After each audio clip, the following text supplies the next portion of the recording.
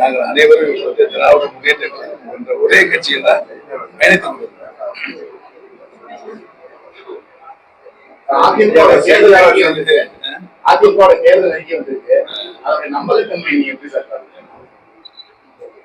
இதுவரை பழனிசாமி சொல்லியிருக்கின்ற கருத்துக்கள் எதுவுமே நம்பகத்தன்மை இல்லாதது என்பதுதான் என்னுடைய கருத்தாக இருக்கிறது. அவர் ஒரு ஆளுமை மிக்க அரசியல் தலைவர் இல்லை. 2017 ஆர்கே நகர் இடைத்தேர்தலில் இருந்து நடந்து முடிந்த 2024 நாடாளுமன்ற தேர்தல் வரை 10 தேர்தல்களில் அவர் தோல்வியை தெரிவிக்கிறார். ஒரு ஆளுமிக்க தலைவர் சொன்னார், ஒரு சட்டமன்ற தேர்தலிலே அது நாடாளுமன்ற தேர்தலில் தோல்வியை தெரிவிக்கணும், அடுத்த தேர்தல் எந்த தேர்தல் வந்தாலும் அந்த கட்சியை தூக்கி நிலைநிறுத்தி வெற்றி பெறுவதுதான் ஆளுமை மிக்க தலைவராக தமிழக அரசியலில் இருக்கின்ற ஒரு நிலைப்பாடு. அது எடப்பாடி பழனிசாமி இல்லை என்பது. அவர் ஆளுமை மிக்க தலைவராக இல்லை என்ற காரணத்தினால் தொடர்ந்து தோல்வியை 10 தேர்தல்களில், நாடாளுமன்ற தேர்தல், சட்டமன்ற தேர்தல், இடைத்தேர்தல்கள், இப்படி அனைத்து தேர்தலும் பழனிசாமி படுதோல்வி பழனிசாமியால்தான் அரசியல் நிலை கொண்டிருக்கிறது தெரிவித்துக் கொள்கிறேன். செய்தியாளர் சந்திப்பு அழைத்திருக்கிறீர்களா?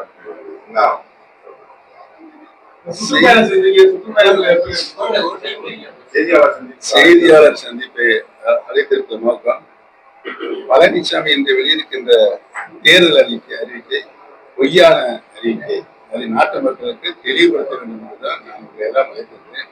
நீங்கள் கடந்த காலங்களில் பழனிசாமி சொன்ன எதையாவது நிறைவேற்றியிருக்கிறார் என்பதை ஆய்ந்து உண்மைத்தன்மையை மக்களுக்கு சொல்லவில்லை.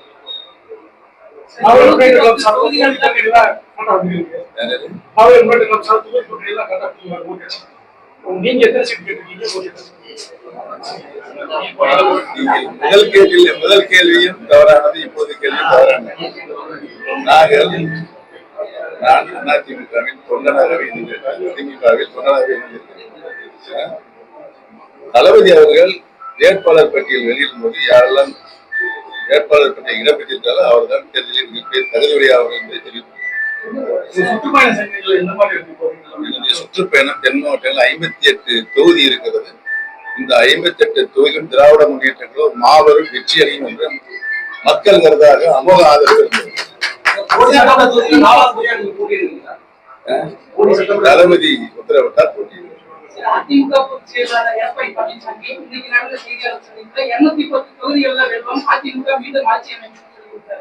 நான் ஏற்கனவே சொன்னேன், 2017 நடந்த ஆர்கே நகர் சட்டமன்ற இடைத்தேர்தலில் இருந்து இதுவரை அவர் எந்த தேர்தலாக வெற்றி பெற்றிருக்கிறாரா? ஆளுமை திறன் கொண்ட தலைவராக எடப்பாடி பழனிசாமி இல்லை. மக்கள் அதை நம்ப வேண்டாம் என்றுதான் சொல்லுங்க.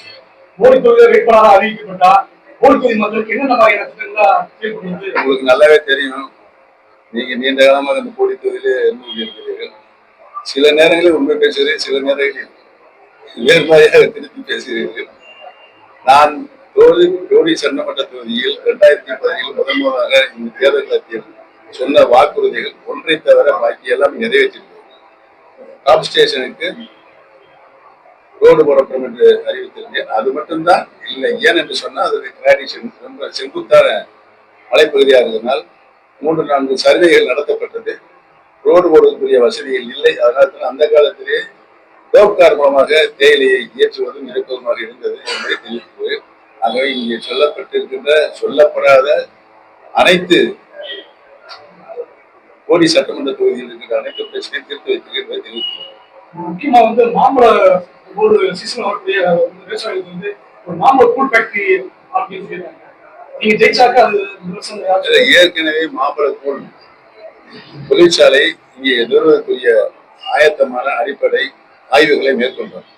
அந்த ஆய்வுகளின் அடிப்படையில் 50% மானியம் அரசியல் மூலமாக தருவதாகவும் சொன்னோம். பல மாந்தோப்பு விவசாயிகள் முன்வந்தார்கள், வியாபாரிகள் முன்வந்தார்கள். ஆனால் நம்முடைய மாம்பழம் நீர்ச்சத்து அதிகமாக இருக்கின்ற காரணத்தினால் ஜூஸ் தயாரிப்பதற்குரிய பக்குவம் இன்னும் வரவில்லை என்றுதான் கம்பெனி சொன்னார்கள். ஆகவே எதிர்காலத்தில் அதையெல்லாம் நிவர்த்தி செய்து இங்கே மாம்பழை கூழ் மீண்டும் நிறுவனத்துடைய ஆயத்த பணிகளை நாம் உறுதியாக ஈடுபடும் என்று தெரிவித்துள்ளோம். புறமையில வந்து ஒரு அன்பனை கட்டணம் சொல்லி நீண்ட காலம் மக்கள் விவசாயிகள் கேட்கிறாங்க. புறமை வந்து பண்பனை கட்டணம் நாட்டு பணியில வந்து ஒரு பெரிய பண்பனை கட்டா சுற்றுலா பயணிகள் வருவதற்கு அந்த பகுதி மிகப்பெரிய ஒரு டெவலப்மெண்ட் ஆகுது. ஏற்கனவே இங்க வந்து போடிநாயக்கனூர் நகராட்சியில் பாதாள சாக்கடை திட்டம் இல்லை. பாதாள சாக்கடை திட்டம் கொண்டு வந்தால் அதிகமான தண்ணீர் தேவைப்படுகிறது. ஏற்கனவே இருக்கின்ற குடிநீர் ஆதாரம் கொட்டக்குடி ஆற்றில் இருந்து ஹெட்டர்ஸ் வந்து சுத்தரிக்கப்பட்டு இங்கு கோடி நகராட்சிக்கு தந்து கொண்டிருக்கின்றோம். பாதாள சாக்கடை வரும்பொழுது இங்க இருக்கிற 15 லட்சம் வீடுகளுக்கு இணைப்பு கொடுக்கிறதுனால் ஒரு வீடுக்கு ஒரு ஃப்ரெஷ் அவுட்டு ப்ரெஷ் பண்ணா 7 லிட்டர் தண்ணீர் தேவைப்படுது. இதெல்லாம் கணக்கிட்டு பார்க்கும் பொழுது அதிகமான தேவை இருக்கிறது என்று நாங்கள் பல ஆய்வுகளை கொட்டக்குடி ஆற்றிலிருந்து தடுப்பணி சொன்னவங்க தடுப்பணி கட்டலாம் என்று ஆய்வுகளை மேற்கொண்டோம். தடுப்பணை கட்டினால் எவ்வளவு தடுப்பணை கட்டினாலும் இதனுடைய வேகம் கொட்டக்குடி ஆற்றினுடைய வேகம் மிகவும் அதிகமாக இருக்கும்.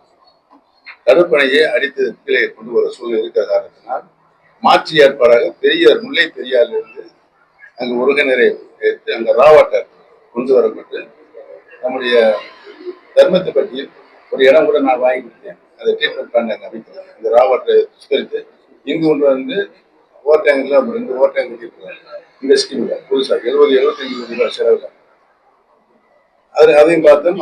அதையும் சாத்தியப்படாது என்று தெரிவித்து அந்த ராவாட்டரை அப்படியே நம்முடைய ஹெட்டர்ஸ் கொண்டு போய் அங்கே இருக்கின்ற சுத்திகரிப்பில் செய்து சுத்திகரிக்கப்பட்டு இன்றைக்கு கோடி நகர் மன்றம் முழுவதும் 24 மணி நேரம் பாதுகாக்கப்பட்ட குடிநீர் வந்து கொண்டிருக்கிறது. அதனால் அங்கே தடுப்பணை தேவையில் இருக்கிறது தான் கொட்டக்குடி முல்லை பெரியாரிலிருந்து உரையினரை தோன்றப்பட்டு அங்கிருந்து ராவாட்டை சுத்தரிக்கப்பட்டு கோடி நகர் மக்களுக்கு நிறைவான குடிநீர் வசதி தந்து கொண்டிருக்கிறது.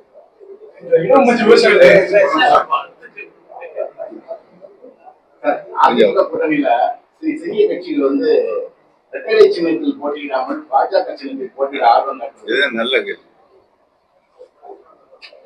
பழனிசாமி பாரதிய ஜனதா கட்சி இணைந்து அமைத்திருக்கின்ற கூட்டணி யார் தலைமையான கூட்டணி சொல்லுங்க? யார் தலைமையான கூட்டணி? யார் சொல்றாரு? எடப்பாடி பழனிசாமி தலைமையிலான கூட்டணி என்றால் அவர் அழைத்து வருகின்ற கூட்டணி மற்ற கட்சிகள் அவருடைய சின்னத்தில் போட்டியிட விரும்பவில்லை என்றால் எடப்பாடி பழனிசாமி சார்ந்திருக்கின்ற கட்சிகளுடைய சின்னத்திலான போட்டியிட வேணும். இப்ப பாதி பேர் அங்க தாமரையில போட்டிடுறாங்க, பாதி பேர் இங்கே போட்டிடுறாங்க. யார் தலைமையிலான கூட்டணி? ஆக எடப்பாடி தலைமையிலான கூட்டணி இல்லை என்ற முடிவு எல்லாமே டெல்லி பட்டணத்திலிருந்து உத்தரவு வருகிற கூட்டணியாகத்தான் இருக்கு. தமிழகம் முழுக்க சுற்றுப்பயணம் மேற்கொண்டு இதுல வந்து எடப்பாடி பழனிசாமி அவர்களை மட்டும் நன்றாக ஒரு கடும் விமர்சனங்களை நீங்க முன்வைக்கிறீர்கள். இது வந்து எப்படின்னா ஒரு அதிமுக தொண்டர்களையும் திமுக பக்கம் இழுப்பதற்கான ஒரு முயற்சியா? எங்க இருக்காங்க அதிமுக தொண்டர்? பூரா தொண்டர் டிஎம்கே கட்சியாங்க.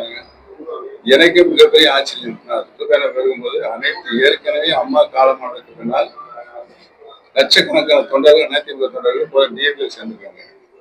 இப்ப நான் போய் திருமக்குளத்தில் இணைப்பு மாநாடு நடத்தியதற்கு பின்னால் தென் மாவட்டங்களில் சுற்றுப்பயணம் சொல்லும்போது என்னோடு இருந்த லட்சக்கணக்கான தொண்டர்கள் இன்னைக்கு திராவிட முன்னேற்ற கழகத்தில் இணைந்திருக்கிறார் என்பதுதான் இந்த சொன்ன. இப்ப நாளை இல்லைங்க. தேர்தல் வந்தா தெரியும். இவர் சும்மா தேர்தல் அறிக்கை வெளியேற்றிய தேர்தல் தான் ஒரு ஆளுமிக்க தலைவரை நிரூபிக்கிறதுக்கு அந்த மாதிரி மக்கள் நம்ப வைக்கிறதுக்கு நீ நாடகம் வச்சிருக்காரு. இந்த நாடகம் உண்மையிலேயே ஈடுபடாது.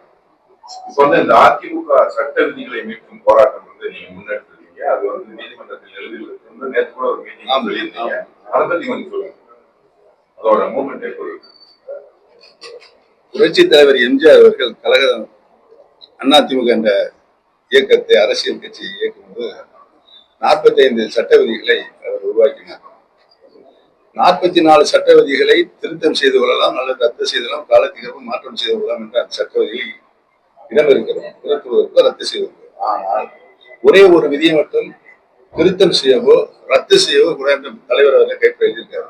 என்ன விதி என்று சொன்னால், கழகத்தினுடைய பொதுச் செயலாளர் என்ற பதவிதான் முதலில் தேர்தல் நடத்தப்பட வேண்டும்.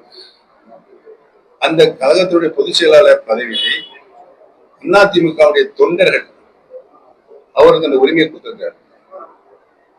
தொண்டர்கள் அனைவரும் தன்னுடைய வாக்குகளை பதிவு செய்வதற்கு தேர்தல் மூலமாக தேர்வு செய்யப்படும் வேண்டும் என்றுதான் பொதுச் செயலாளர் பதவிக்கு அவர் அந்த கண்டிஷன் வச்சிருக்காரு. எல்லாம் மற்ற விதியெல்லாம் திருத்தலாம். ஆனா இந்த ஒரு விதியை மட்டும் திருத்தம் செய்யவோ ரத்து செய்யவோ தன் கைப்படவே எழுதி வைத்திருக்கிறார். ஆக அந்த விதியை ரத்து செய்வதற்கு யாருக்கும் உரிமை கிடையாது. அதற்காகத்தான் நான் வழக்கு வச்சு உச்ச நீதிமன்றம் சென்று வழக்கு போட்டிருக்கேன். அதோடு சேர்ந்து பல வழக்குகள் 6 வழக்குகள் இங்க இருக்கிற உயர் நீதிமன்றத்துல சேர்ந்து உச்ச நீதிமன்றம் செல்லும் போது அந்த 6 வழக்குகள் இணைத்து அங்க ஒரு டைரக்ஷன் கொடுத்திருக்காங்க, வழிகாட்டுதல். இதற்கு முன்னால் இந்த 6 வழக்குகள் சம்பந்தப்பட்ட 6 வழக்குகள் எந்த தீர்ப்பு வழங்கினாலும் பைண்டிங் ஆகாது. சென்னை உயர்மன்றத்தில் சிவில் சூட்ல போய் அங்க நீங்க உங்களுடைய வாதத்தை எடுத்து வைங்க. சிவில் சூட், சென்னை உயர்மன்றத்தினுடைய சிவில் சூட் என்ன தீர்ப்பு வழங்கப்படுதோ அதுதான் பைண்டிங் ஆகும். நிரந்தர தீர்ப்பு, இறுதி தீர்ப்பு சொல்லப்பட்டிருக்கிறது. அந்த வழக்கை நாங்கள் இன்றைக்கு சென்னை உயர்மன்றத்தில் நடத்தி கொண்டிருக்கிறோம். இன்னும் நிலையில் இருக்கிறோம். தீர்ப்பு விரைவில் வரும் என்று எதிர்பார்க்கிறோம். அதற்கான நீதிபதி அவர்கள் கையிலே இருக்கிறார். திராவிட முன்னேற்ற கழகத்தினுடைய தேர்தல் வாக்குறுதியில என்னென்ன மாதிரியான திட்டங்கள் முன்னிறுத்தி வரணும்னு சொல்லி நீங்க உறுதியா மக்களுக்கு பயனுள்ள நீண்ட கால திட்டங்கள், தொலைநோக்கு திட்டங்கள் திராவிட முன்னேற்ற கழகத்தினுடைய தேர்தல் அறிக்கையில் வரும்.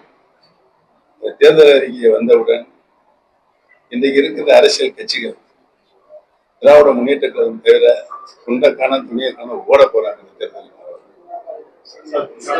சசிகலா மருத்துவர் ராமதாஸ் இணைந்து கூட்டணி அமைச்சு 4வது ஒரு அணியா செயல்படுறாங்க. இது யாருக்கு சாதகமா இருக்கு, யாருக்கு பாதகமா இருக்கு? எங்களுக்கு பாதகமாக இருக்காது என்று நான் அடித்து சொல்றேன். அவங்களுடைய வாக்குகள் யாருடைய வாக்குகளை கேட்கலாம். எங்களுக்கு பாதகங்களே சொல்றாங்க. ஏன்னா எங்களுடைய வாக்குகள் அனுப்பி நிரந்தரமான வாக்கு. அவர்கள் அறிவித்திருக்கின்ற அரசியல் கட்சி எங்களுடைய வாழ்த்துக்களையும் தெரிவித்திருக்கிறது. இந்த தேர்தலில் திமுகவுக்கும் டிவிகேவுக்கும் தான் போட்டின்னு சொல்லி அவைக்க தலைவர் விஜய் ஒவ்வொரு பரப்புரையிலும் சொல்லிட்டு வந்தாங்க. அதை பத்தி என்ன நினைக்கிறீங்க? திமுகவுக்கு எதிரி திமுகவுக்கு இந்திய அரசியல் களத்தில் எந்த எதிரியும் இல்லை. அவைக்க தலைவர் விஜயனுடைய அரசியல் வந்து எப்படி இருக்கு? அவர் தான் நிரூபித்துக்காங்க. அவருடைய கொள்கைகள் என்ன என்பதை சொல்ல வேண்டும். அந்த கொள்கையின்படி அவர் நடக்கிறார் என்பதை நிரூபித்து மக்கள் ஏற்றுக்கொள்ள வேண்டும். இவ்வளவு பிரச்சனை இருக்கு.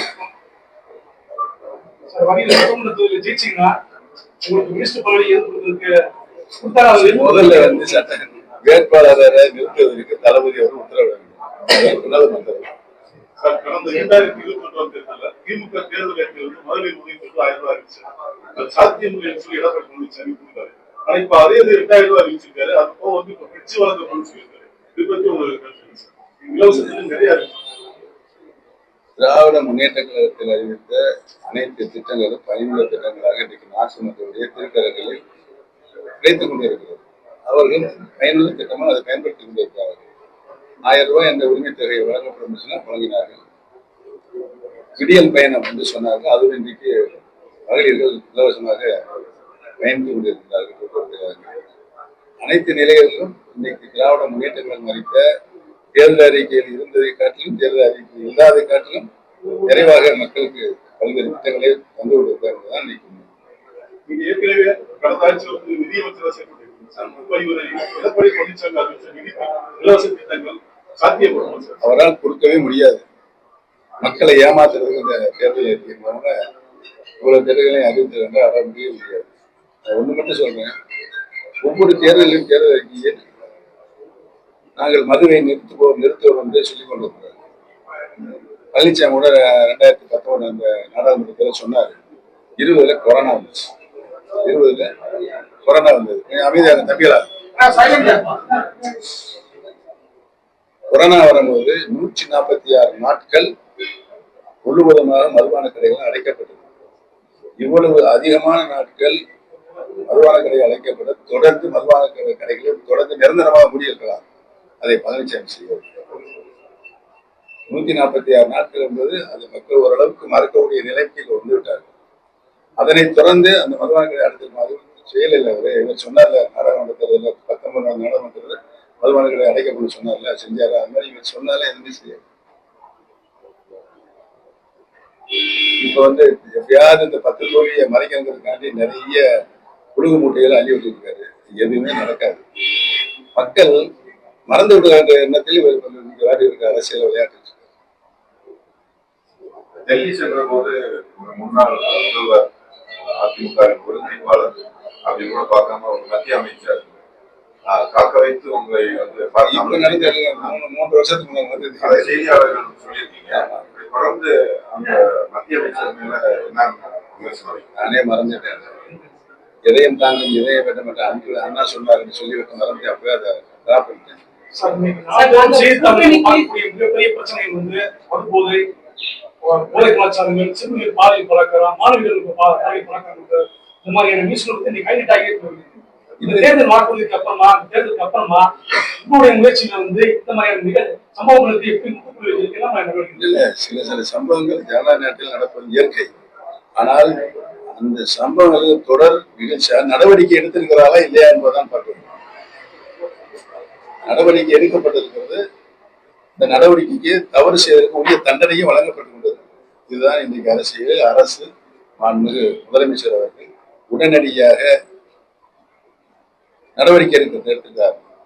அவரை போல துப்பாக்கி சூடு நடந்தது வந்து நிறுவனம் கேட்கும்போது நீங்க சொல்லிட்டு எனக்கு துப்பாக்கி சூடு தூத்துக்குள்ள நடந்தது எனக்கு தெரியும் சொன்னா ஒரு முதலமைச்சர் எப்படி நியாயமா தம்பி? நீங்களே சொல்லுங்க. நீங்க தானே எடப்பாடிக்கு சப்போர்ட் பண்ணி தெரியுங்க.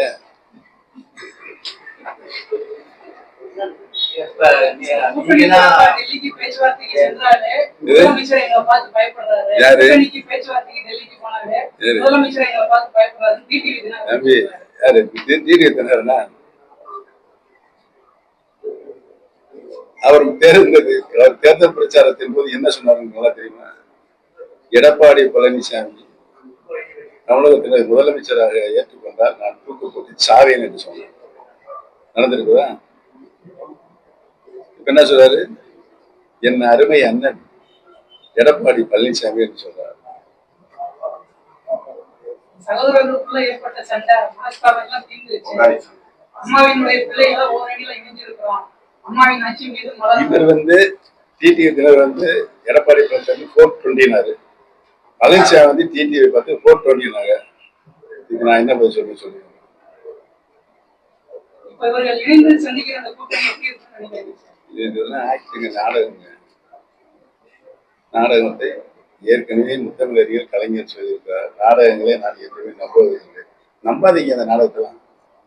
தேர்தல் டிடிவி தினகரன் சொன்னதான் ஞாபகம் இருக்கு சார். நம்ம இதுல வந்து என்னன்னா, நீங்க அந்த மத உரிமை மீட்பு குழு வச்சிருக்கும் போது கோடநாடு கொலை வழக்கு அதை வந்து விரைந்து விசாரிக்க சொல்லி தமிழக அரசை வலியுறுத்தி ஒரு ஆர்ப்பாட்டம் நடத்துனீங்க. அதுலதான் மீண்டும் ரொம்ப நாளைக்கு அப்புறம் வந்து டிடிவி தினகரனோட கை கொடுத்தீங்க.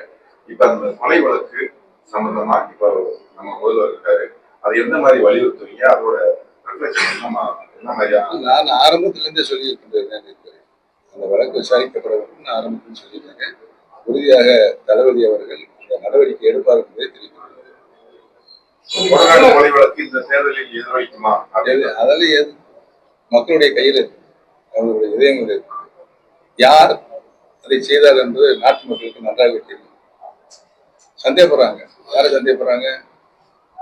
யார் இப்ப ஆட்சியில் இருந்தது? அந்த சம்பவம் நடக்கும்போது ஆட்சியில் இருந்தவர்கள் ஏன் மின்சாரத்தை துண்டிக்க வேண்டும்? இப்படி பல பிரச்சனை இருக்கு. விசாரணை வளையத்துக்குள் இருக்கிறது. நாளுக்கு நாள் வந்து இலவசங்கள் அறிவிச்சதுனால தமிழக அரசுடைய கடன் சுமை வந்து மேலும் மேலும் அதிகரிச்சு போயிருக்கு சொல்லியிருக்காங்க. அதிமுக வந்து கடன் சுமையை காட்டிலும் திமுக கடன் சுமை வந்து அதிகரிச்சு. இந்த இலவசங்களை தவிர்த்து மக்களுக்கு நல்ல கல்வி, நல்ல ஒரு மருத்துவம் ஆண்டு கொண்டிருக்கின்ற மாண்புமிகு தமிழக முதலமைச்சர் திராவிட முன்னேற்ற கழகத்துடைய தேர்தல் அறிக்கை இன்னும் அறிவிக்கப்படும். அந்த தேர்தல் அறிவிக்கும் போது ஆண்டு கொண்டிருக்கின்ற முதலமைச்சர் தமிழக அரசினுடைய நிதிநிலை எந்த அளவுக்கு இருக்கிறது, என்னென்ன திட்டங்கள் அறிவித்தால் நம்முடைய நாட்டினுடைய நிதிநிலை அறிக்கை பாதிக்காது என்பதெல்லாம் ஆராய்ந்து அவர் நியாயமான முடிவை எடுப்பார் என்பதுதான் உறுதியானது. அந்த அடிப்படையில் தான் கடந்த 5 ஆண்டு காலம் ஒரு சிறந்த நிர்வாக திறனுள்ள முதலமைச்சர் எந்த திட்டத்தை கொண்டு வருகிறார், எந்த திட்டத்தை செயல்படுத்துகிறார், அந்த திட்டத்தின் மூலமாக தமிழகத்துடைய பொருளாதார வளர்ச்சி அடைவதற்கு என்னென்ன காரணிகள் இருந்து பொருளாதார வளர்ச்சி அடைந்திருக்கிறது. மத்திய ஆண்டுகள் இருக்க மத்திய அரசினுடைய பொருளாதாரம் 8% கீழே தானே இருக்கிறது. தமிழகத்தினுடைய முதலமைச்சருடைய 5 ஆண்டுகள் ஆட்சியினுடைய பொருளாதார வளர்ச்சி 11.08% உயர்ந்திருக்கிறது. இதெல்லாம் பார்க்கும்போது அவர் திட்டமிடுகிறார், நிதிநிலைக்கு ஏற்ப கட்டுப்பாட்டுக்குள் வைத்து திட்டமிடுகிறார், திட்டத்தை செயல்படுத்துகிறார். இது நடந்தது. அதாவது வந்து ஒரு கடன் வாங்குகிறோம் என்று சொன்னால் கடனுக்கு இந்த கடனை மூலதன திட்டங்களுக்கு செலவழிக்கும். மூலதன திட்டங்களுக்கு சொன்னால் கிரியேஷன் ஆஃப் அசெட், சொத்துடைய மதிப்பை மூலதனத்தை செலவழிக்கணும். அப்போதே நாட்டுடைய அந்த மூலதனத்தின் மூலமாக வருகின்ற வளர்ச்சி, உற்பத்தி, அதன் மூலமாக வருகின்ற மார்க்கெட்டிங், வியாபாரம், வருமானம், இந்த வருமானத்தின் அடிப்படையில் பொருளாதார வளர்ச்சி நிகழ்கிறது என்பதை தெரிவித்துள்ளேன். அதன் அடிப்படையில் தான் 5 ஆண்டுகள் ஒரு சிறப்பான ஆட்சி நடத்தி பொருளாதார வளர்ச்சியை 14.08% தளபதி அவர்கள் கொண்டு சென்றிருக்கிறார். கடந்த இந்த 14 ஆண்டுகளில் பொருளாதார வளர்ச்சி 10% மேல் செல்லலாம். அந்த சாதனையை கொண்டு வந்தவர் முதலமைச்சர் ஸ்டாலின் அவர்கள். படித்த இளைஞர்களுக்கு வந்து நீங்க வேலை கிடைக்காம படித்த இளைஞர்கள் படிச்சு முடிச்சுட்டு வரக்கூடிய இளைஞர்களுடைய வேலை இல்லாத எண்ணிக்கை வந்து கூடிய சமயத்துல அந்த தேர்தல் அறிக்கையில படித்த இளைஞர்களுக்கு வந்து அந்த வேலை வாய்ப்புக்கு உண்டான ஒரு ஸ்கோப் வந்து திமுக அரசு வந்து உண்மையிலேயே செயல்படுத்துவாங்க. ஏன்னு சொன்னா தமிழ்நாடு இந்தியாவிலேயே வந்து படித்த பட்டதாரிகள் அதனுடைய சதவீதம் 25% இருக்கு. ஆனால் தமிழகத்தில் 52%. படித்த பட்டதாரிகள் எண்ணிக்கை 52%. நம்முடைய முதலமைச்சர் அவர்கள் சில பகுதிகளில் மட்டும் தொழிற்சாலைகள் மிகுதியாக உருவாகிற காலகட்டங்கள் நாடு சுதந்திரம் அடைந்து இருக்கிறது. அதை பரவலாக தமிழகத்தில் இருக்கின்ற அனைத்து பகுதிகளிலும் தொழிற்சாலைகளை கொண்டு வந்து நிறுவுவதில் இப்பொழுது நல்ல பல நடவடிக்கைகளை மாண்புமிகு முதலமைச்சர் எடுத்திருக்கிறார்கள். 3 மாநாடுகளை, முதலீட்டாளர் மாநாடுகளை 3 மாநாடுகளை அவர் நடத்தியிருக்கிறார். அந்த 3 மாநாடு லட்சக்கணக்கான கோடி ரூபாய்களை இங்கே முதலீட்டாளர்கள் வந்து சேர்த்துக் கொண்டிருக்கிறார்கள். அதில் தூத்துக்குடி, மதுரை, திருநெல்வேலி, விருதுநகர், சிவகங்கை, தேனி உள்பட இந்த தென் மாவட்டங்கள், தெற்கத்திய மாவட்டங்களுக்கு நிறைய தொழிற்சாலைகள் இங்கு உருவாக்கக்கூடிய நடவடிக்கைகள் மேற்கொள்ளப்பட்டு நடவடிக்கை எடுக்கப்பட்டு தொழிற்சாலை உருவாகி கொண்டிருக்கிறது. இன்னும் ஒரு 5 ஆண்டுகளில் நம்முடைய தேனி மாவட்டம் உள்பட தென் மாவட்டங்களில் நிறைவாக தொழிற்சாலை மிகுந்த மாவட்டமாக இருக்கும். அப்பொழுது நம்முடைய படித்த இளைஞர்களுக்கு, வேலை திறன் உள்ள இளைஞர்களுக்கு உரிய வரை கிடைக்கும் என்று தெரிவிக்கிறேன். நம்ம தேனியில் உள்ள 440 ஏக்கர்ல வந்து ஸ்பாட் திருவிழாக தொடங்கப்பட்டு போயிட்டு இருக்கிற அறிக்கையில நல்லா கவனிச்சுக்கோங்க. அதெல்லாம் சொல்ல மாட்டீங்க.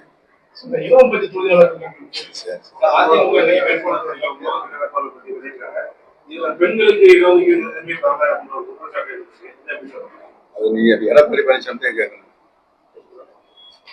நீங்க 4 வருஷமா இப்ப 4-5 தடவை ஜெயிச்சு போட்டிட்டு ஜெயிச்சு எல்லாம் மக்கள் மனசுக்கு வந்துருச்சு.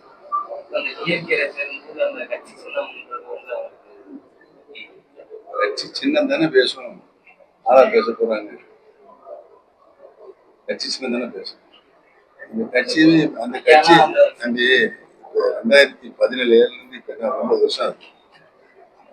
அவர் என்ன தன்னுடைய அறிவியலை வைத்து தலைமைக்கழகத்தில் பேச வச்சார்? பழனிசாமி பொதுச் செயலராக வந்தா எந்த தேர்தல் வந்தாலும் அவர்கிட்ட ஜெயிப்பாரு, அதற்கு சூழ்நிலை அவர் உருவாக்குன்னு சொல்லிதான் அவர் வந்து பொதுச் செயலராக சொல்லி கோரிக்கை வச்சாங்க. தேர்தலுக்கு சட்டமன்ற தேர்தலுக்கு 2 வருஷத்துக்கு 21 சொல்றாங்க. 2021 சட்டமன்ற தேர்தலுக்கு 2 வருஷத்துக்கு முன்னாலேயே பழனிசாமி வருகின்ற சட்டமன்ற தேர்தலில் முதலமைச்சர் இப்பயே அறிவிச்சாதான் அந்த தேர்தல் அவர் மகத்தான வெற்றி பெறாரு. அந்த கோரிக்கையும் கொண்டு வச்சாங்க. நாங்கெல்லாம் சொன்னோம், சீனியர்லாம் சொன்னாங்க, முன்னாலே அறிவிக்க வேணாம், தேர்தல் அறிவிச்சுக்கிறார், தேர்தல் முடிஞ்ச பிறகு அறிவிச்சதுனால கேட்க மாட்டேங்கிறாங்க. ஏன்னா ஒரு ஃபேஸ் வேல்யூ ஆன தலைவராக எடப்பாடி பழனிசாமி இல்லை, மாஸ் லீடரா இல்லை. பேரறிஞர் அண்ணா அவர்கள் மாஸ் லீடர், முத்தமிழ் அறிஞர் அவர்கள் மாஸ் லீடர், புரட்சி தலைவர் அவர்களும் ஒரு மாஸ் லீடர், அம்மா அவர்களும் ஒரு மாஸ் லீடர். இவர்கள்லாம் ஒரு தோல்வி கண்டால் சந்தர்ப்ப சூழ்நிலையினால் அடுத்த தேர்தலில் அந்த கட்சியை வெற்றி வரக்கூடிய ஒரு சூழ்நிலை நிலைநிறுத்தினார்கள். அதுதான் வரலாறு. தலைவர் நாடாளுமன்ற தேர்தலில் தோற்றிருக்கிறார், அடுத்த தேர்தலில் வெற்றி பெற்றிருக்கிறார்.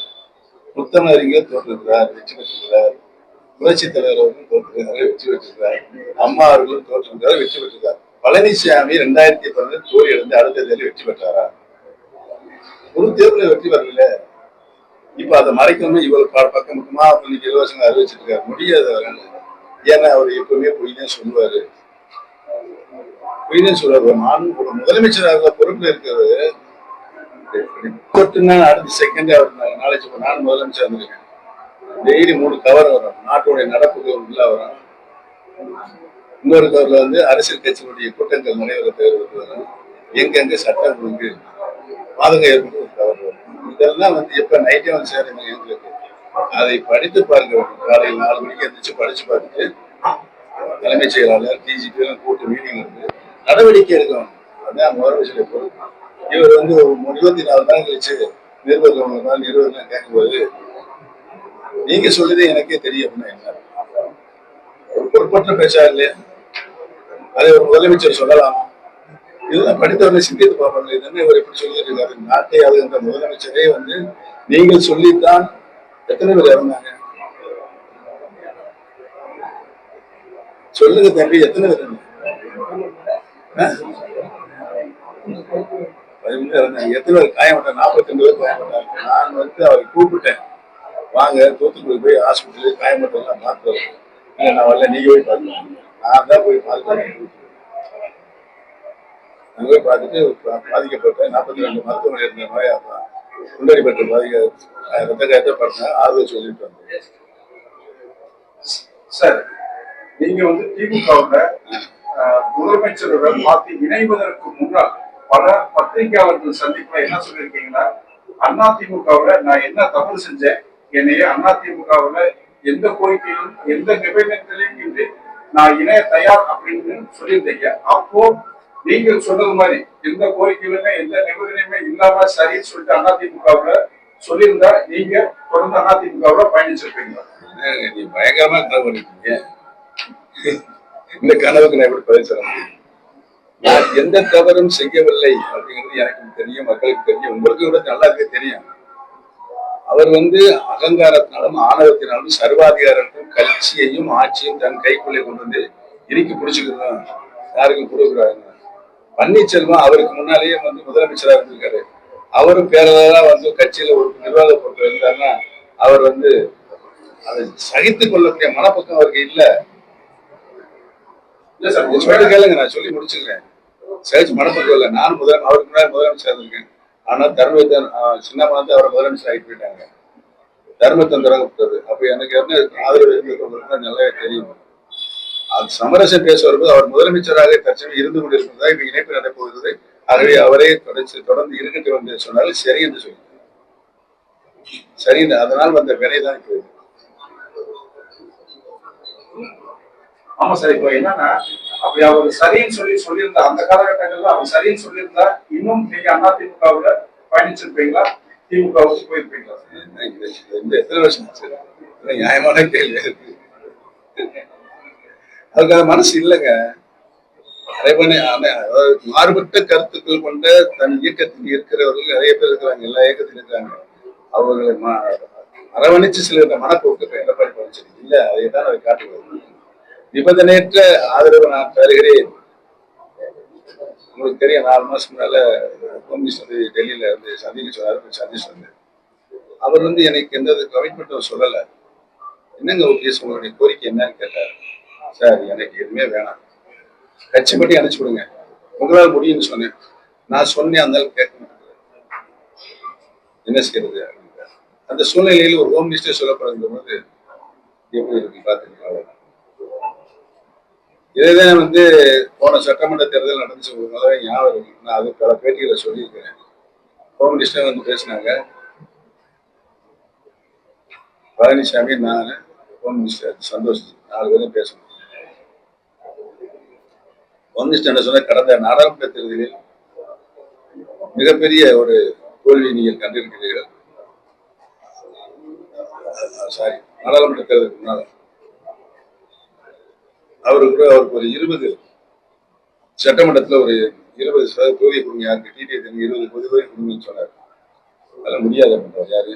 பழனிசாமி.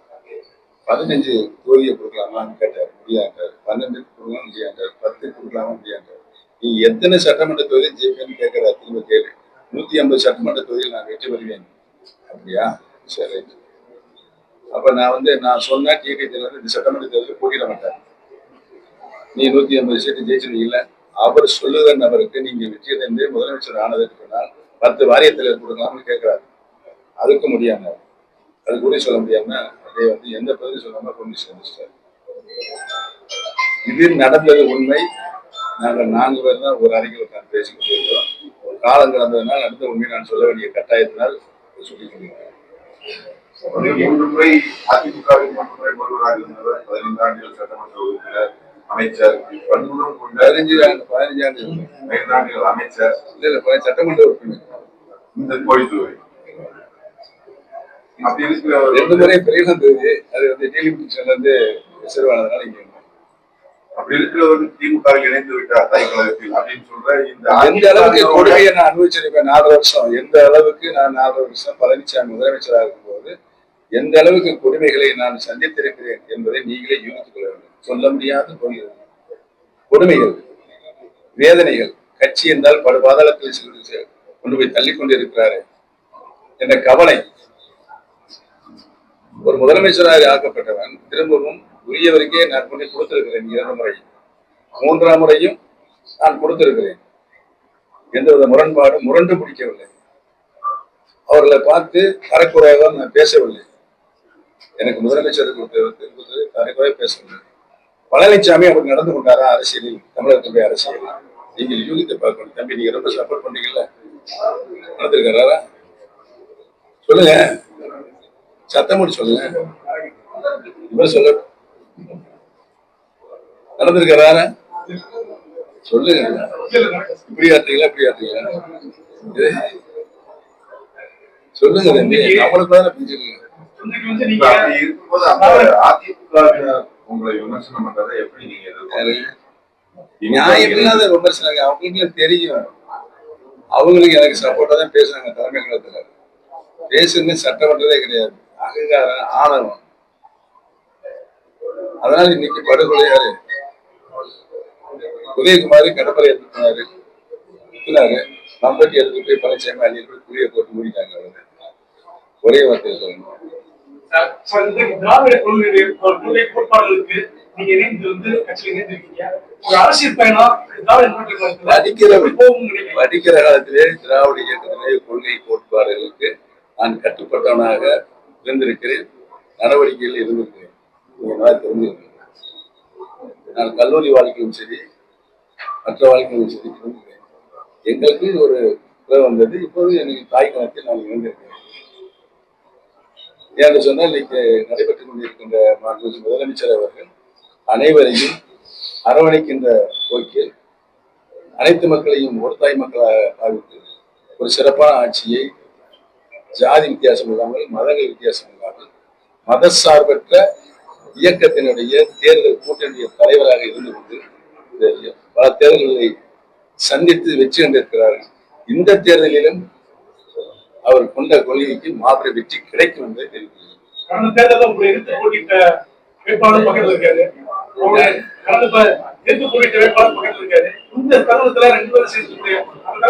நல்ல நண்பர்கள், முன்னாடி நண்பர்கள், இப்போ நண்பர்கள், எப்பவும் நண்பர்களாக தான் இருக்கும். அதே ஒரு அரசியல் நாகரிகம். சார்,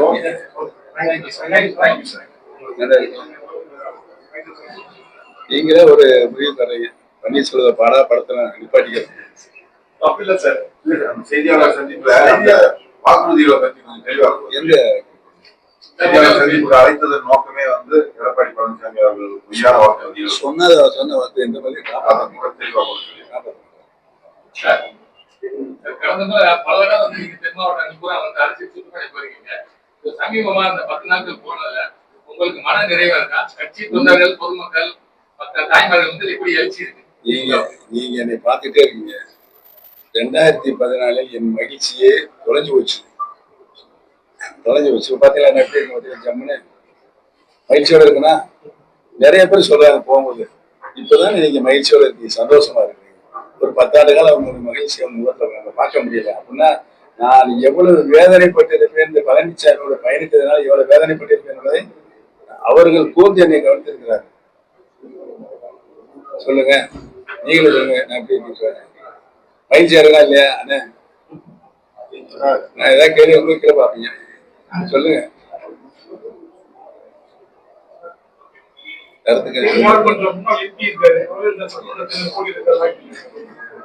நான் உள்பட என் மகன் உள்பட இங்க இருக்கின்ற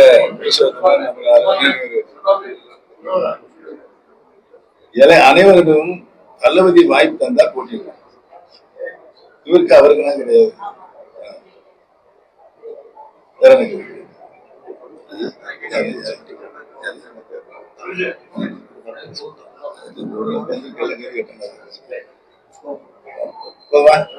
அடுத்த மாவட்டங்களில் சுற்றுப்பயணங்கள்ல வந்து வேற தலைவர் எடுக்க வேண்டிய முடிவு அவர் அறிவித்தார்.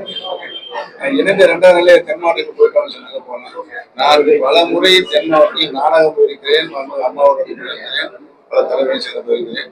இதுவரை இது மாதிரியான எழுச்சியை நான் கண்டது. பல கூட்டங்களை நாடாளுமன்ற முழுமையான 39 கூட்டங்களை நானே நடத்திருக்கிறேன். இது மாதிரி ஒரு எழுச்சியை நான் பார்த்தேன். ஒரு உணர்வுபூர்வமான எழுச்சி. அந்த எழுச்சி யாரால் வந்ததுன்னா முதலமைச்சர் தளபதி அவர்களால் வந்தது என்பதை நான்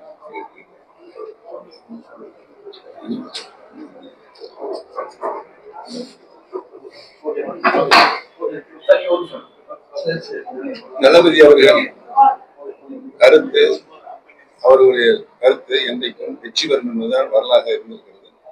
நடைபெற இருக்கின்ற சட்டமன்ற தேர்தலில் 200 தொகுதிக்கு மேற்பட்ட தொகுதிகளில் மதசார்பற்ற கூட்டணி உறுதியாக வெற்றி பெறும் என்பதை தெரிவித்துள்ளது.